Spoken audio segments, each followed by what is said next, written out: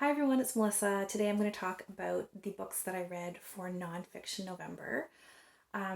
There were 4 different words for inspiration for Nonfiction November, and I got to 3 out of those 4 books that were on my TBR. I mentioned in one of my last videos that my reading had slowed down at the end of November, so I didn't quite have the energy, I guess, to finish all of them, but I'm going to move that last one maybe into December or January or something. So the one that I didn't get to was for the word prompt time, I think it was. So I was going to read Swinging at the Savoy, the Memoir of a Jazz Dancer by Norma Miller and Evette Jensen. This is about Norma Miller's life. And I love the jazz and swing era, so I wanted to read that, but just didn't get around to it. So can't report back on that one. But I read 2 other nonfictions that were on my TBR and ended up just substituting the last one with something else because that's what I felt like doing. So for the word prompt of discovery, I read From Here to Eternity by Doughty, Traveling the World to Find the Good Death. So this kind of chronicles, I guess, Doughty's journeys to different parts of the world as she is observing different rituals surrounding death and dead bodies, rituals that may seem strange when viewed from a Western lens. If you've watched any of her content on YouTube, she has a channel called Ask a Mortician. It is great. If you've seen any of her videos, you might know that she has a little bit of a tongue-in-cheek type of way about her, and that while her videos deal with serious subjects, that she does partake in a bit of like gallows humor, or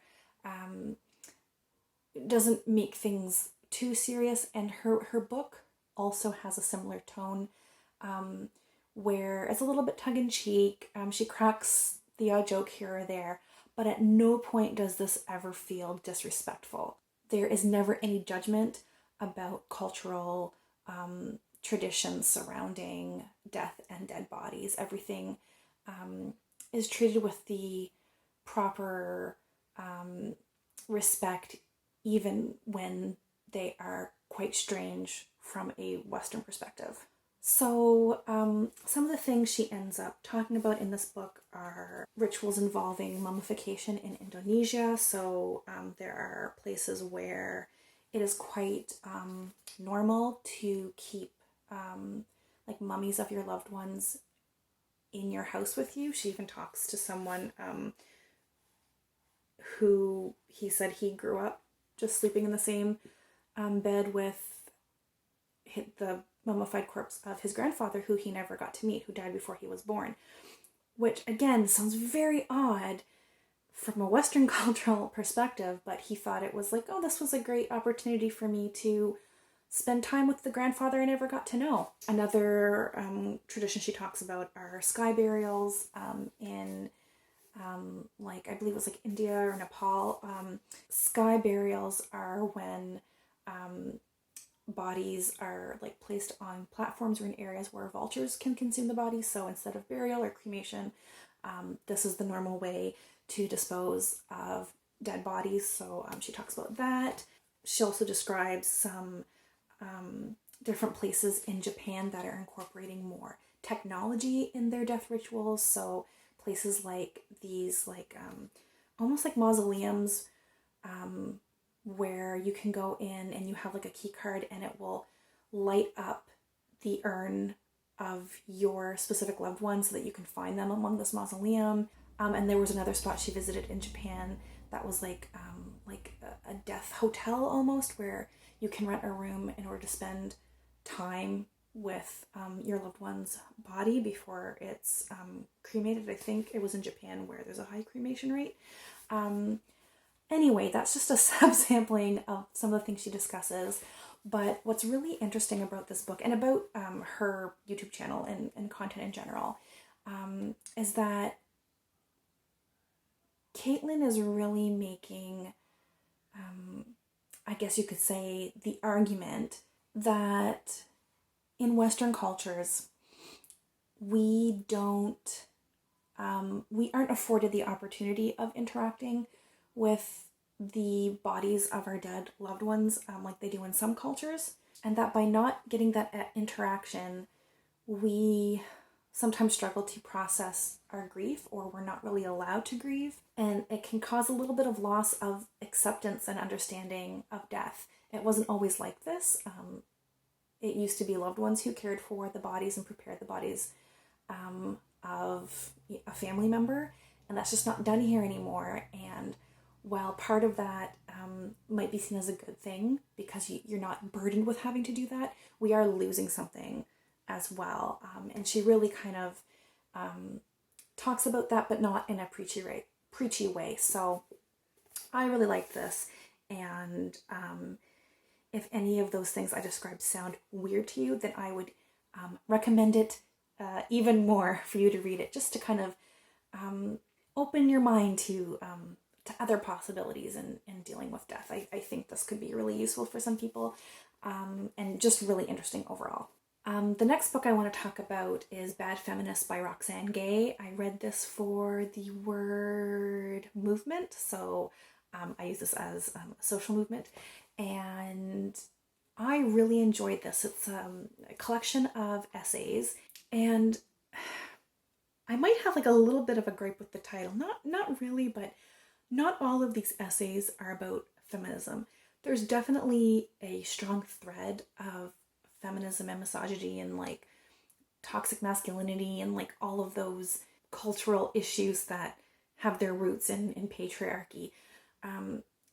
Those crop up again and again in the essay collection, but there are essays that are maybe more strongly about race, and not every essay is blatantly about feminism. So it didn't get redundant. That was a good thing about it, but not every single essay was necessarily about feminism, at least not obviously about feminism.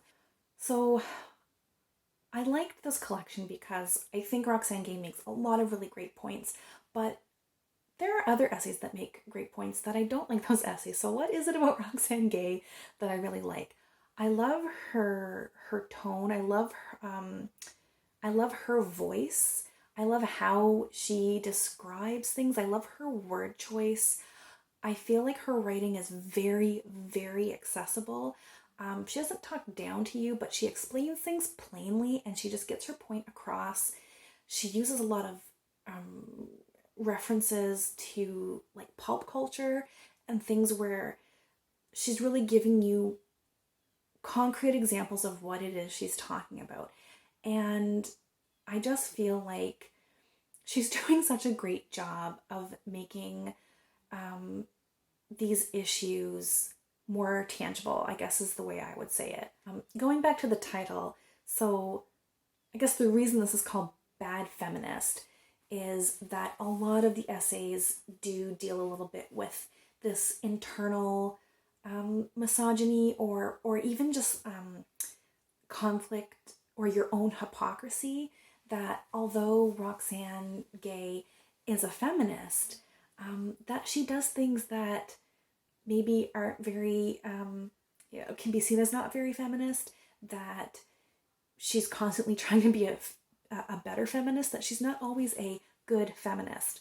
Just one kind of like small example of that she talks about once or twice in the book is these like catchy rap songs that she loves singing to that have super sexist lyrics, and like that's hypocritical maybe to really love something that's misogynistic when you're a feminist. And I love that overall theme of not being perfect and knowing that you're never going to be perfect and aiming for continual improvement and continual progress, but realizing you're never going to be perfect. Even if you're a feminist, you're going to make mistakes. And you could substitute this line of thinking, of course, for any social justice movement that you're a part of, that you're never going to get it right, but that's not an excuse to not try, and that being aware that you're going to make mistakes. You're going to get feminism wrong. You're probably going to get anti-racism wrong. Like, you're going to make mistakes, but like, that's okay.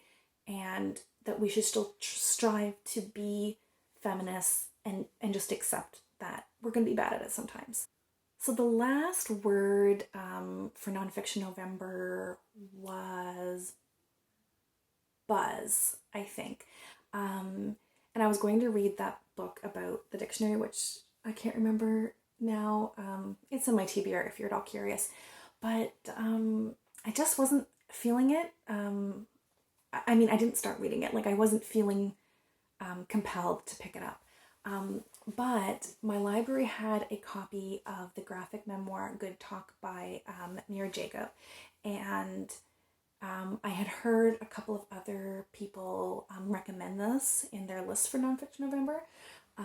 So I picked it up, and it was my favorite read of November by a long shot. It was so, so good. It's snapshots of her conversations with family members, with her son, with past boyfriends, with friends, with her husband, and with total strangers. It's really a portrait of what it is like growing up brown in America, what it's like being the child of immigrant parents who are culturally very different from the place that you call home and where you grew up, and what it's like being a parent to a brown child in America as well. And there are just these snippets of different conversations she has had with different people in her life, and when you coalesce them all together, you start to understand and like see the broader picture of how many places racism can dig its tendrils in very big ways, and of course in very small ways as well. I love that it felt so intimate. You're being like brought into some very private moments and private conversations. And while I can never truly understand what it's like to be brown or to be a racial minority, I think that this book really skillfully lays out the truth of existing in America as a minority, and in existing in a place where you are constantly feeling othered. And it is my top recommendation for the month, nonfiction or otherwise. So those were the books that I read for Nonfiction November. If you've read any of them or want to read them, I'd love to have a chat about any of these books in the comments below. Let me know what you read for Nonfiction November, and I hope everyone's doing well, and I'll chat soon. Take care.